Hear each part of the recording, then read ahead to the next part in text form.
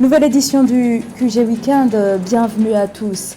En Guinée-Bissau, la Commission nationale électorale confirme la victoire de l'opposition législative. L'opposition a remporté la majorité absolue aux élections du 4 juin. Le pays se dirige donc vers une cohabitation. Entre 20 et 65% du PIB, le secteur informel, une composante essentielle de la plupart des économies. L'Afrique subsaharienne est l'une des régions où l'économie informelle pèse le plus.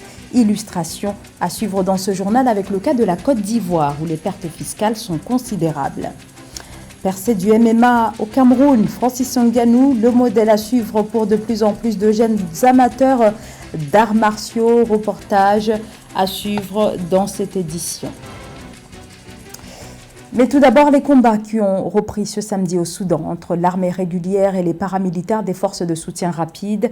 Des tirs d'artillerie et des combats à l'arme lourde ont été signalés au nord et au sud de Khartoum. Des frappes aériennes ont visé le quartier de Yarmouk, dans le sud de la capitale, tuant 17 civils, parmi lesquels 5 enfants. Le bilan du comité de résistance locale fait également état de 11 blessés. La situation est également très alarmante dans la région du Darfour, également touchée par cette guerre déclenchée le 15 avril dernier et opposant l'armée du général Abdel Fattah al-Burhan au FSR, dirigée par le général Mohamed Hamdan Daglo. La Commission nationale électorale de la Guinée-Bissau a proclamé jeudi les résultats définitifs des élections législatives. Victoire confirmée de l'opposition aux élections avec 54 sièges sur 102. La coalition Païtera Ranka du PAIGC remporte la majorité absolue à l'Assemblée nationale après les élections législatives du 4 juin dernier. Le parti du président de la République, Umaro Sissoko Embalo, le MADEM, lui obtient 29 sièges. Un sérieux revers politique pour le chef de l'État au pouvoir depuis 2019, qui, face à cet échec, est contraint de nommer un Premier ministre issu de l'opposition. Le point avec Samantha Saberou Saboubanga. En Guinée-Bissau, la Commission électorale nationale a confirmé le 15 juin 2023 la victoire aux législatives de la coalition de l'opposition Païtera Ranka. La coalition de l'opposition a fini en tête avec 54 sièges sur les 102 disponibles. Ces résultats définitifs ne sont que le reflet des résultats provisoires annoncés le 8 juin par la Commission. La confirmation de la cohabitation par la Commission nationale électorale de la situation bissau-guinéenne vient confirmer définitivement le contre-pouvoir exprimé par le peuple envers le pouvoir en place. Et cette situation de cohabitation va donc permettre de surveiller de plus en plus l'État dans ses faits et gestes. Il n'aura plus les larges pouvoirs à l'exécutif de mener à bien ses politiques. Et il aura en face un législatif qui, se basant sur la réalité du peuple, en tout cas espérons-le, va lui faire face et avec lequel il sera obligé de gouverner. Le MADEM G15, parti du président bissau-guinéen Umaro Sissoko Embalo, conforte sa deuxième position avec 29 sièges, suivi du parti de la rénovation sociale PRS avec 12 sièges, du parti des travailleurs de Guinée PTG avec 6 sièges et l'APU PDGB 1 siège. Le MADEM G15 et le PRS ont saisi la Cour suprême pour contester le nombre de sièges qui leur ont été attribués, mais leurs recours ont été rejetés faute de preuves tangibles. Le pouvoir exécutif fait dans son droit de contester cette décision auprès de la Cour suprême, qui est une instance supérieure de la justice. Mais à mon avis, le peuple s'est exprimé et dans la situation bissau-guinéenne, ça m'étonnerait très très fortement que la Cour suprême aille à l'encontre de l'avis et de la décision de la Commission nationale électorale, qui est l'organe compétente pour se prononcer. Si cela était le cas, il y a des risques de soulèvement au sein de la population. Donc à mon avis, ce qui se passe actuellement, la situation doit être contrôlée comme telle et voir ce qui va en découler. En Guinée-Bissau, les élections législatives ont eu lieu le 4 juin 2023 avec la participation de 20 partis politiques et de 2 coalitions appelées à briguer un mandat de 5 ans de la future Assemblée nationale. Selon les observateurs internationaux présents, le scrutin a été libre, transparent et apaisé. Au Sénégal, le Premier ministre Amadou Ba a été face à la presse ce jeudi. Le chef du gouvernement est revenu sur les émeutes meurtrières qui ont éclaté entre le 1er et le 3 juin suite à la condamnation à 2 ans de prison ferme de l'opposant Ousmane Sonko.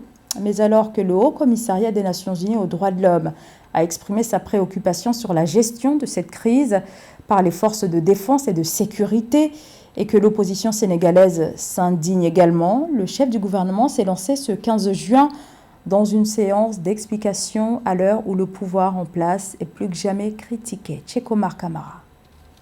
Face à la presse ce jeudi, le Premier ministre Amadou Ba et son gouvernement se sont exprimés dans l'après-midi du 15 juin 2023 sur la situation actuelle au Sénégal après les violentes manifestations qui ont éclaté entre les 1er et 3 juin 2023 dans la foulée de la condamnation de l'opposant Ousmane Sonko. Le chef du gouvernement sénégalais a une nouvelle fois dénoncé une entreprise de déstabilisation du Sénégal. Notre pays a vécu des moments tragiques à travers des manifestations violentes qui ont entraîné des pertes en vies humaines, des blessés et une destruction sans précédent de biens publics et privés. Ces manifestations font suite au prononcé du verdict du procès opposant M. Ousmane Sonko à Mlle Adji Sarr portant sur une accusation de viol et de menace de mort, précédé par les appels du leader du PASTEF à un mortal combat à la résistance. Ces troubles ont causé au moins 16 morts selon les autorités et la destruction de nombreux biens matériels. Face à cette situation, le Premier ministre a promis de faire la lumière sur les circonstances de décès à l'issue des manifestations. Des enquêtes sont ouvertes pour déterminer les causes des décès et situer les responsabilités.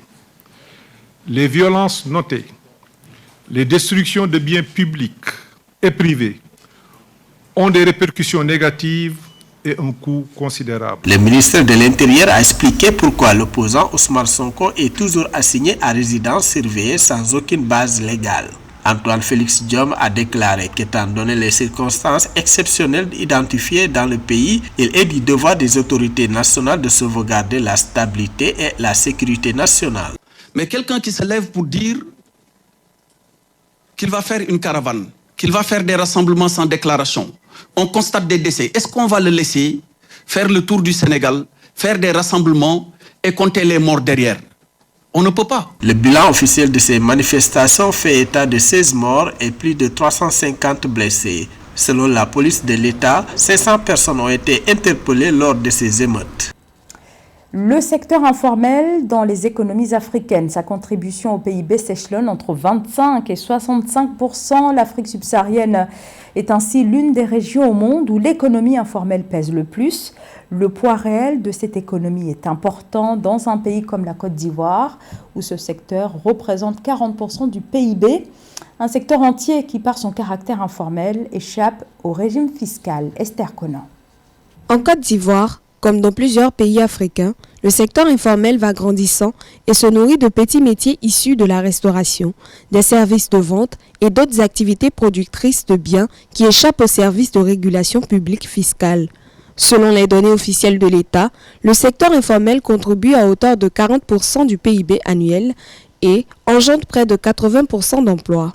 C'est un secteur assez clé, assez primordial, notamment pour les entreprises. On sait qu'il y a pas mal de PME dans le secteur informel, donc je pense que l'impact de ces PME est grandiose parce que souvent ce sont des services de commerce, des services de vente alimentaire, donc je pense qu'au niveau des populations, je pense que cela apporte des services majeurs, non seulement pour les consommateurs, mais aussi pour les ménages. Et bien évidemment que ce secteur est avantageux.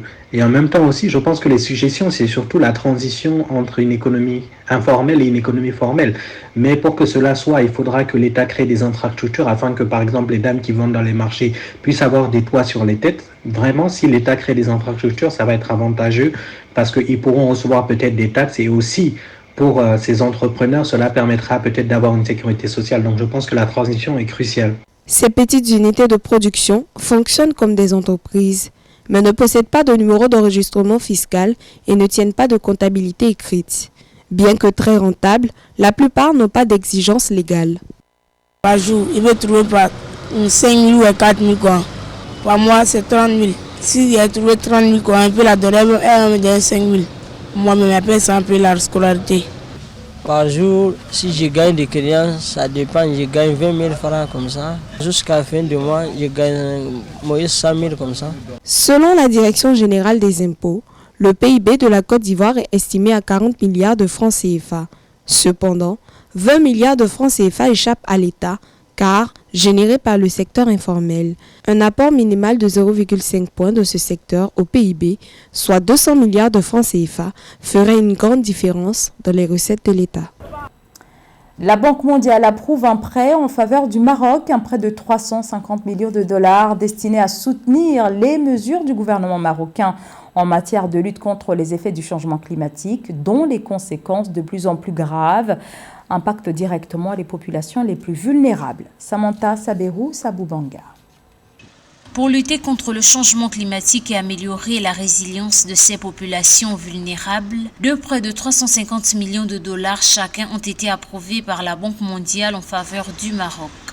Une annonce faite par le conseil d'administration de la Banque mondiale. Le Maroc, à l'instar de nombreux pays en développement, subit de plein fouet les conséquences du changement climatique. Et cela se traduit souvent par la diminution de la disponibilité en eau et des rendements des cultures, l'augmentation des risques de sécheresse et de perte de biodiversité, les incendies des forêts et les vagues de chaleur. Cette situation a malheureusement de graves conséquences sur les populations les plus vulnérables.